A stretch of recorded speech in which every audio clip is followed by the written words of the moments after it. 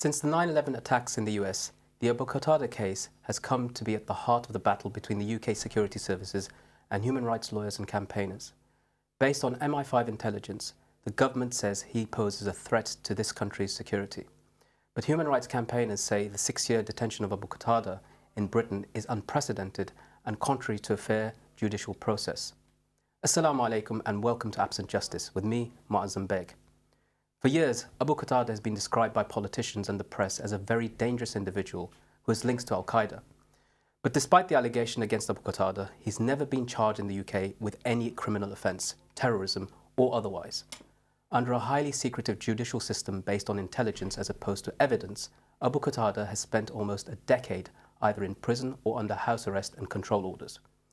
The Special Immigration Appeals Commission, or SIAC as it's known, is now considering applications to release him on bail and to have his detention declared unlawful. Last month, the European Court of Human Rights ruled that sending him back to his native Jordan to face a trial based on torture-tainted evidence would be unlawful. So, if Abu Qatada is as dangerous as the government and SIAC say he is, then why release him at all? Well, we'll be discussing this question and more in a few minutes. But first, here's a report from Houria Al-Haddad. 10 years ago, Abu Qatada became one of Britain's most wanted men. British authorities have suspected him of involvement in terror-related activities, but have never produced enough evidence to place him on trial in the UK. So instead, authorities have sought to deport him to face trial in Jordan. Abu Qatada denies any link to Al-Qaeda or terrorism, and says he faces torture if sent back to his homeland, where he's already been convicted of terrorism in absentia. His case has gone before several courts. Back in 2007, Abu Qatada was defeated at the Special Immigration Appeals Commission. It was a major victory for the government's strategy of finding ways of deporting terrorism suspects, who it says it cannot put on trial in the UK. The Jordanian has largely remained in prison or on a control order, and he's continually challenged the legal efforts to remove him from the UK. This latest victory is significant, and now British authorities must decide what their next step will be. Well, joining me in the studio to discuss this question and many more is Victoria Britton, a journalist and author. Victoria, the case of Abu Qatada is something that you've been following since the outset. He's been described by a senior judge in Europe as Al-Qaeda's representative and ambassador in Europe and the right-hand man of Osama bin Laden. How do you think that statements like this could have come about to begin with? Well, it's very clear that the judge in question was making a political point with this. And the whole Abu Qatada case is riddled with these cliches. How many million times have you read that he's the right-hand man in Europe? Or indeed, how many right-hand men did Osama bin Laden have? None of us know. One judge said that, and it's now become, in everybody's cuttings book or computer, it's the one description of him that comes up all the time. But I think that the key thing that we have to think about is, here is a person who was allowed into this country and given refugee status. And that is a process. It's looked at and you're not lightly given refugee status. So that happened. Then the world changed with 9/11 and Britain and America declared that everything had changed as far as Muslims were concerned, and a group of men, which in the end included him, got put in prison in Belmarsh without any trial, and they were to be deported or held here indefinitely. Now, as was said in the introduction, Abu Qatada has never been charged with any case of any sort in Britain. We have a plethora of ways in which people who have incited violence or incited hatred, or even written books, or indeed written books, can be brought to court. There's been nothing like that. So I think it's completely astonishing that we're in a kind of maelstrom of media and, I'm afraid to say, parliamentary hatred being poured out against this person who as everybody knows, if you haven't been charged and you haven't been tried, you remain innocent. What's really interesting is that what's missing in Abu Qatada's case is actually Abu Qatada's voice. We've not heard it at all in the past 10 years, and other than two times. And one was when he called for the release of hostage Norman Kember, who, to repay the favour after he was released, became a surety in Abu Qatada's case for him to be released. And the other was in the BBC journalist Alan Johnston, who was held in Palestine, and Abu Qatada also called for his release. What is it about Abu Qatada that makes his voice almost unpalatable? Nobody even wants to hear what he has to say or give him a platform to defend himself. Well, he's not allowed to make any statements from prison, except on those two occasions on which it suited the British government and the British security services to do something to try to save a British national. And they called on him for help on those two occasions, and he gave it. But part of the reason that he's been held under either control orders or in prisons is precisely so that people cannot hear his voice and make judgments about him. And it reminds me very much of what used to be done with the Irish. If you remember, there was a time, which seems extraordinary when we think of it now, when Irish politicians' voices were said by actors because it was somehow dangerous Gerry Adams, to hear you speak the of. actual Gerry Adams. How weird is that? Well, I mean, this is, of course, the British government did try to have some type of discussions with Abu Qatada, I think, prior to the September 11 attacks. And one of the people who attempted to discuss this issue, as you know, between the intelligence service and Abu Qatada was Bishar Rawi. And we know what happened to him. He was sent to Guantanamo for his efforts. Abu Qatada's case goes back a very long time to something that's really controversial. And you've lived in Algeria, and that's where what happened in Algeria became so central to Abu Qatada. Can you just give me an idea as to the Algeria that you saw and what was coming around by the time Abu Qatada started talking about it? Okay, well, when I lived in Algeria, it was a military dictatorship. And it was before they had the elections which the Islamist party, the FIS, was likely to win. And when they almost won, the elections were quickly cancelled. And subsequently to that, in the 1990s, Algeria saw an absolutely brutal and frightening civil war in which many factions fought against each other and against the government.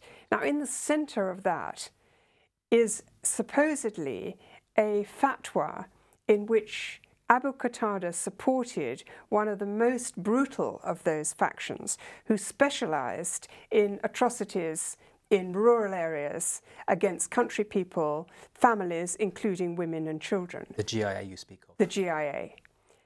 Now, the Armed Islamic Group. I have read on the internet many versions of what Abu Qatada is supposed to have said, and many serious scholars of this have told me that this is why they never wanted to associate with Abu Qatada.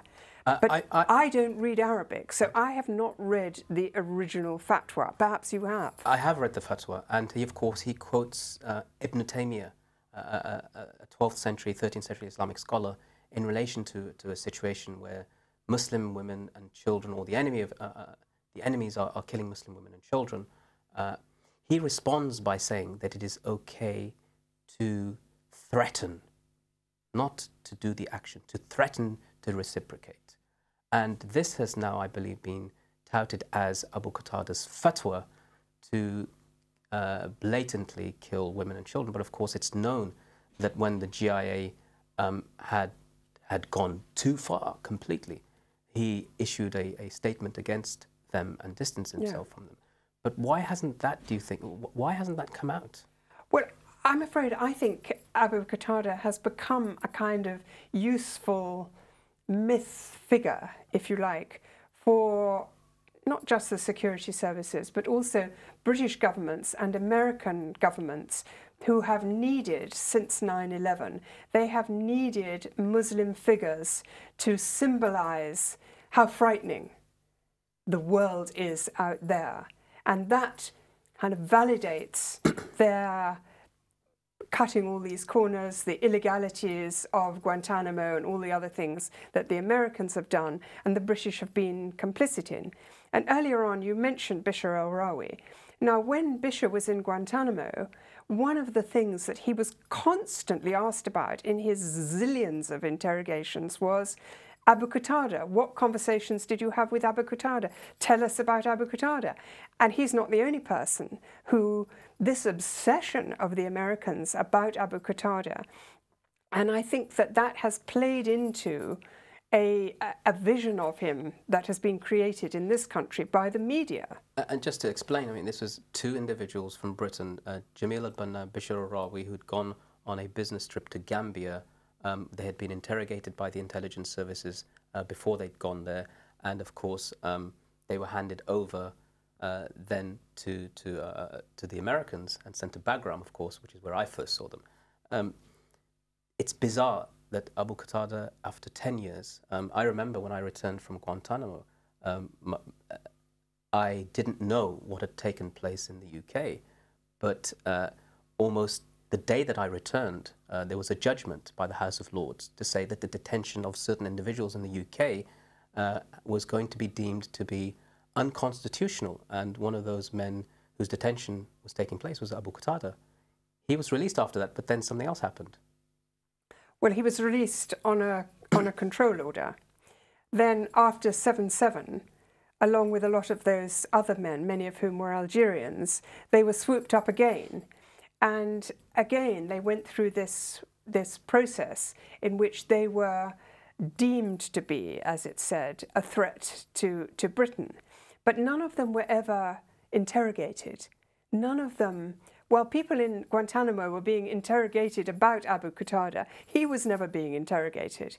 He was just put away in a corner and kind of, you know, anybody stopped from listening to his sermons or listening to his words or knowing anything about him.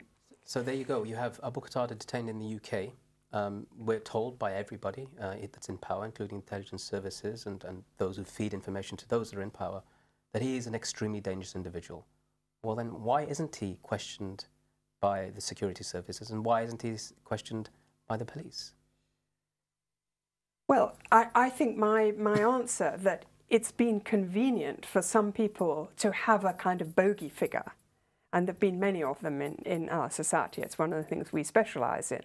But if they had any chance of putting him in prison on a charge and trying him in court, of course they would have done it over this whole period. And that's why I feel that the current media onslaught against him, which is so humiliating him in every paper, really degrades my profession.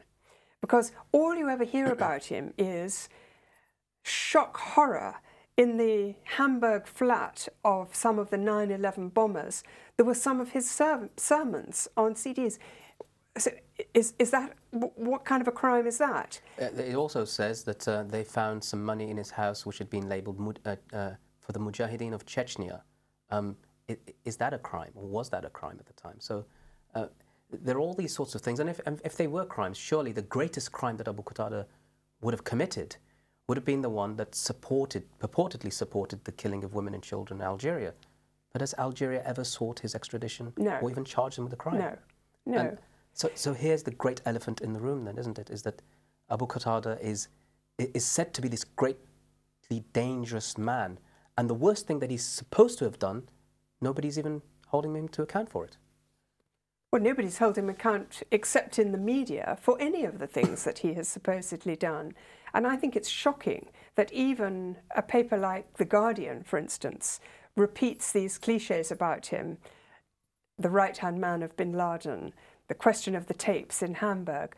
All of this is it's just hearsay and rubbish, and people should look at it in a much, much cooler manner.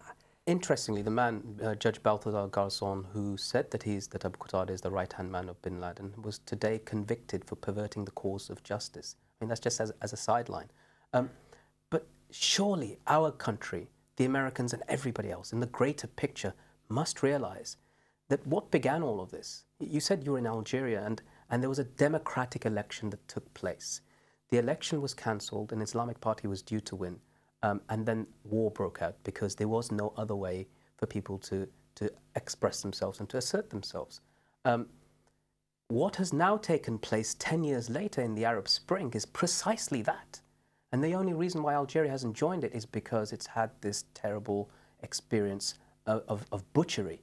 That none of the Western nations ever said that let us support the elections in Algeria. But now, in the light of what's taking place in Syria, which is right next door to Jordan, the place they want to extradite Abu Qatada back to, what's going to happen? Do they seriously think that there's not going to be change in those countries either?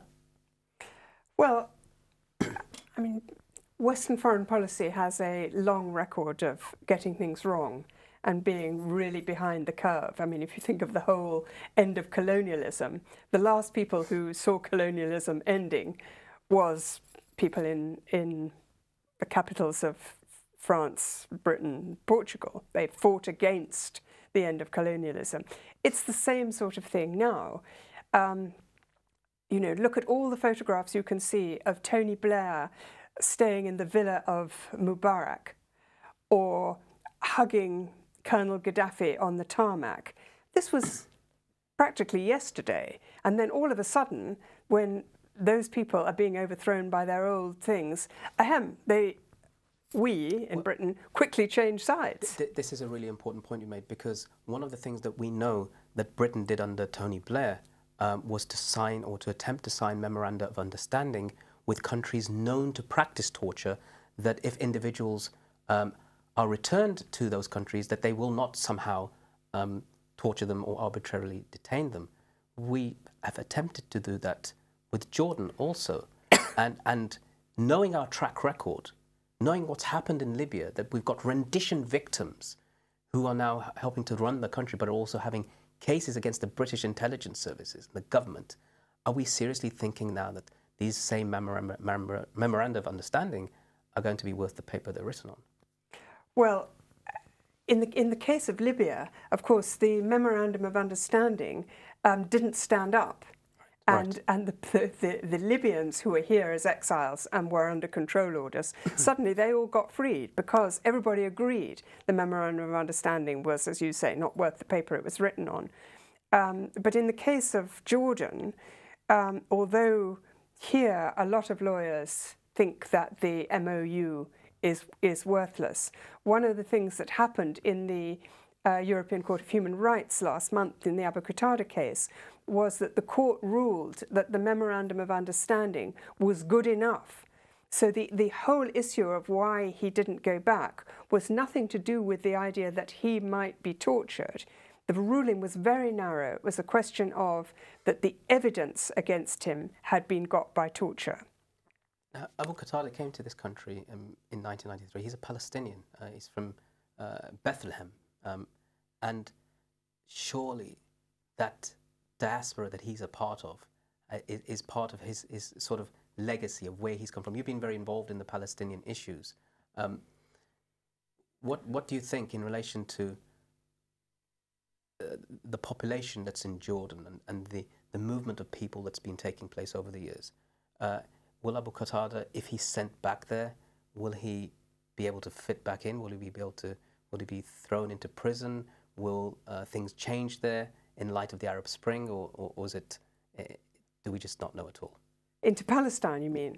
Well, Jordan, but if he's sent back to Jordan, well, as we know, just this week, David Cameron is trying to make some private arrangement with the King of Jordan, in which Abu Qatada will somehow go back to Jordan and have some kind of a trial in which this particular evidence will not be used. And I think the British government are doing everything they can to find a way around that European Human Rights Court's ruling. I just couldn't possibly begin to say how he would be treated in Jordan. But I think I could say that in Palestine, if let's just have a free-rolling moment forward when the occupation is ended and there is a Palestine, you know, 3/4 of the men in Palestine have served long, long prison sentences. Prison is part of everybody's experience. You're not special if you've had a long prison sentence. Right. And you just accept it. It's just part of the whole... Well, I mean, this is fantastic, because don't we take the lesson of South Africa? We look at Nelson Mandela, the most famous man, the most respected man on the planet, as a convicted terrorist, and became president. We've seen, and I've met people in Tunisia, for example, part of the Nahda Party, individuals who were detained and held for 16 years, another man who's convicted for 68 years, and all of these people were released and now part of the leadership, as indeed they are in Libya and in Egypt.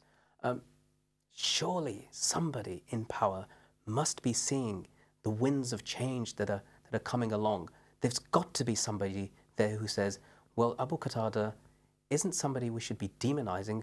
We should have been talking to him a long, long time ago, because somebody like him at some point will probably, based on what we've seen around the world, come into a very, very influential position in these countries. Do you think there's anybody like that? Well, I don't know anybody in the Tory party, and I've never heard anybody talking like that. But I think one of the very interesting parallels to that is in the case where Theresa May wanted to exclude from this country Sheikh Ra'ad from Jerusalem. In the case in which he said why was he not conducive, one of the witness statements in favour of him was written by Professor Noam Chomsky from Boston, in which he said precisely what you've said. He said, in my view, people in Britain should really be listening to Sheikh Ra'ad if they want to understand anything about the dynamics of the Palestinian situation. And I think that's absolutely right. And that's why Sheikh Ra'ad has spent 6 months here trying to clear his name as somebody who is so-called not conducive to the British good. And I think it would be exactly the same with Abu Qatada. And interestingly, of course, the British security services were very interested in talking to Abu Qatada before, but in the hysteria and Islamophobia and the general panic that took on Western intelligence services after 9/11, he became, I'm afraid, a very much pumped up demon figure that has become a kind of convenient fear creator. And I think that I just wish that our media and some of our politicians would speak clearly about this, so that people would not be led into feeling that somehow the streets of Britain will be terrified if he is taking his son to school. This is absolute nonsense. Ignorance is bliss. You'd expect that from ordinary people, but not from the media. Thank you very much, Victoria. Well, that's all we've got time for this week. We'll continue to follow Abu Qatada's case as it progresses. Thank you, Victoria, for joining us, and to you at home for watching. Until next time, goodbye and assalamu alaikum wa rahmatullah.